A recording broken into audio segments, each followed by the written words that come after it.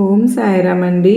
ఈరోజు బాబా వారిపైన వస్తున్నటువంటి దుష్ప్రచారం ఉంది కదా, దానిని ఎంతమంది వీడియోల్లో చూస్తూ ఉన్నారు అని అంటే 3 చేతులు ఎత్తారట. 108 మందిలో ఈ విషయం ఎంతమందికి తెలుసు బాబా వారి పైన ఇటువంటి దుష్ప్రచారం జరుగుతుంది అని అంటే ఇంకొకరు 5 ఎత్తారట చెయ్యి.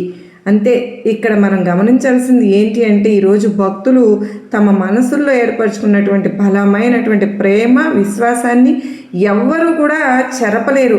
ఒక రకంగా చెప్పాలంటే చాలా ఆర్థికంగా వెనకబడి సమాజంలో చాలా చిన్న స్థితిలో ఉన్నటువంటి వాళ్ళు కూడా సాయినాథుని పట్ల ఎంత గొప్ప ప్రేమను కలిగి ఉన్నారు అంటే, అమ్మా నీ పరిస్థితి బాగుపడుతుంది, నేను 1 కోటి రూపాయలు ఇస్తాను, నువ్వు బాబా నుంచి వేరు పడిపో అమ్మా అని చెప్పి ఎవరైనా వచ్చి 1 కోటి రూపాయలు ఇవ్వబోతే కూడా తల్లి ఆ 1 కోటి రూపాయలను తీసుకుని వాటిని ఆరు బయటనే పెట్టి లోపలికి వెళ్ళి 2 తమలపాకులు, 2 రూపాయలు, 2 అరటిపళ్ళు అదనంగా వాటిపైన పెట్టి, అయ్యా అదనంగా నీకు 1 కోటి పైన 2 రూపాయలు వేసి ఇస్తూ ఉన్నాను, పైగా తాంబూలం కూడా ఇస్తూ ఉన్నాను, దయచేసి నీ డబ్బు నీ దగ్గరే ఉంచుకో, నా బాబాను నా దగ్గరే ఉండనివ్వు అని చెప్పి అంత గొప్ప ఔదార్యం, అంత గొప్ప ధైర్యం కలిగినటువంటి స్త్రీమూర్తులు ఉన్నారండి. ఇప్పుడు ఒక బాబా వారి మార్గంలోనే అలాంటి వాళ్ళు ఉండగలుగుతున్నారు అంటే సాయినాథుని పట్ల వారు ఏర్పరచుకున్నటువంటి భక్తి,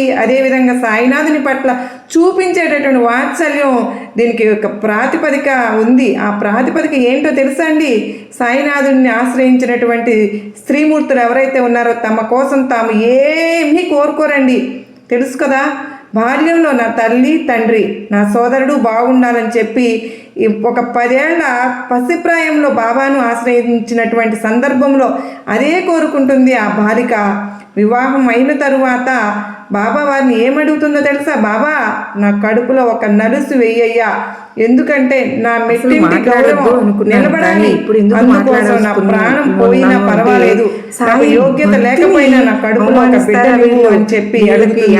అలాగే ఎవరి కోసం అడిగింది, తన కోసం కాదు, అది కూడా మెట్టింటి గౌరవం పెంచాలని ఆ తల్లి బాబా వారిని అడుగుతుంది. తన కోసం తను ఏది కోరుకోదు, భర్త ఆరోగ్యం కోరుకుంటుంది.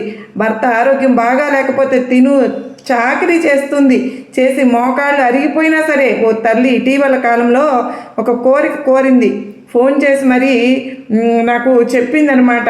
బాబా వింటారు అనేటటువంటి నాకు నమ్మకం ఉంది, మా వారికి సరిగ్గా కాళ్ళు చేతులు ఆడడం లేదు, వయసు పైబడింది, నాకు బాబా వారి తరపున కొంచెం ప్రేయర్ చేయక్క అని చెప్పి నిజంగా వారి కోసం నేను చేయడం జరిగింది.